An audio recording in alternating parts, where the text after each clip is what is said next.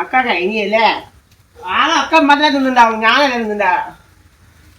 എല്ലാ കുഞ്ഞാപ്പോ ആരാണ് ആളാ എന്താ പറ്റി കാട്ടണ് എന്നോട് പറയാനേ അല്ല ഇജ്ജുമ്മ എവിടുക്കാണ്ട് പോയിരുന്നത് ഞാൻ ഇമ്മീ കല്യാണത്തിന് പോയതാണ് ഉച്ചക്കല്ലേ ഇജ്ജ് കണ്ടേ കണ്ടാണ് പോണുണ്ട് കല്യാണത്തിന് പോയതാണ് മോനെ കല്യാണം കഴിഞ്ഞ് കൊച്ചേരായി വന്നിട്ട് എന്നിട്ട് പ്ലേറ്റും കൈ പിടിച്ചടക്കണ് ദോശ ഉണ്ടായിന്ന് അതിന് നാസാക്കണ്ടാച്ചിട്ട്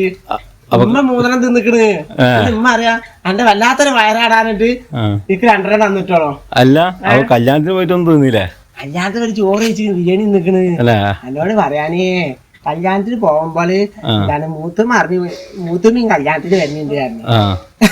അപ്പൊ ഞങ്ങള് ഉമ്മ അറിയുന്ന മൂത്തുമ്മ എല്ലാവരും കൂടി പോവാറിന് ബസ്സിന് പോവാറിന്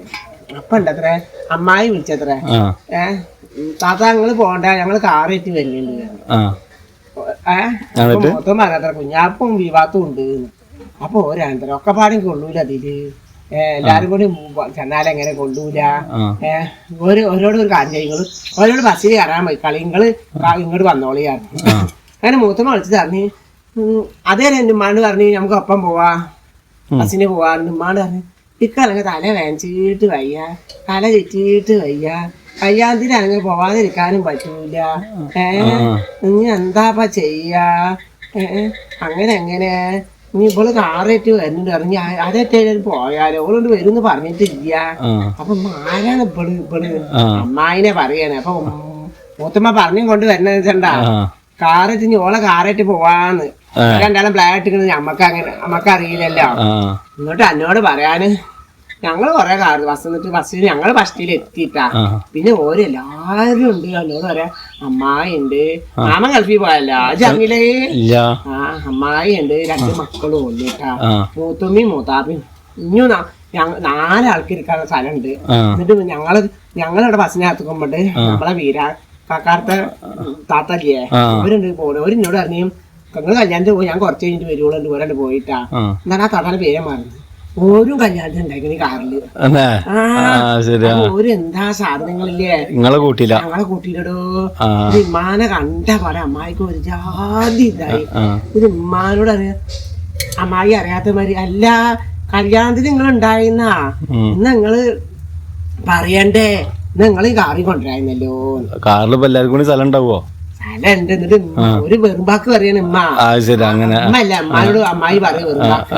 അപ്പൊ ആ അമ്മ അറിയാം അല്ല താത്ത നിങ്ങളിതിൽ വന്നല്ലോ അപ്പൊ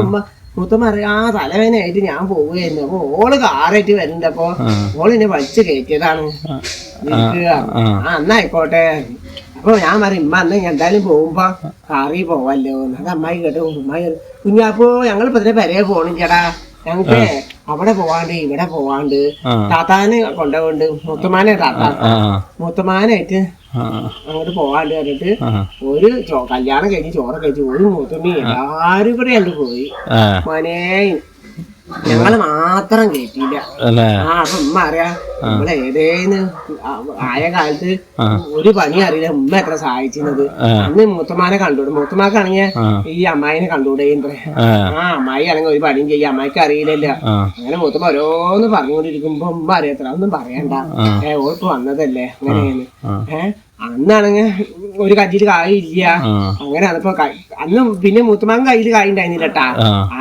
അപ്പൊ പിന്നെ ഇപ്പൊ അമ്മായി കായ്ക്കാത്തിയായപ്പോ മൂത്തമ്മയും കായ്ക്കാത്തിയായി അപ്പൊ ഒരു അമ്മ വലിയ കമ്പനിയായി അമ്മായി ആദ്യം കായുണ്ടായപ്പോ മൂത്തമാർക്കൊന്നും ഉണ്ടാവില്ല അപ്പൊ മൂത്തമാർക്കൊന്നും പോയില്ല അങ്ങോട്ടൊന്നും വന്നിരുന്നില്ല ഇപ്പൊ മൂത്തമ്മയും അമ്മായിയും കായ്ക്കാത്തിയായപ്പോ ഒരു വലിയ ഓരോടെ നാളെ പരിപാടിക്ക് മൂത്തമാനെ വിളിച്ച് ഞങ്ങളെ വിളിച്ചില്ല ഒരു BJP എന്താണ് പരിപാടി മോനെ എന്നോട് ഞങ്ങളെ വിളിച്ചില്ല അപ്പൊ അതേമാതിരി നിങ്ങളും പൈസക്കാരെ നോക്കണം ഇമ്മാനോട് ഞാൻ പറയും നമ്മള്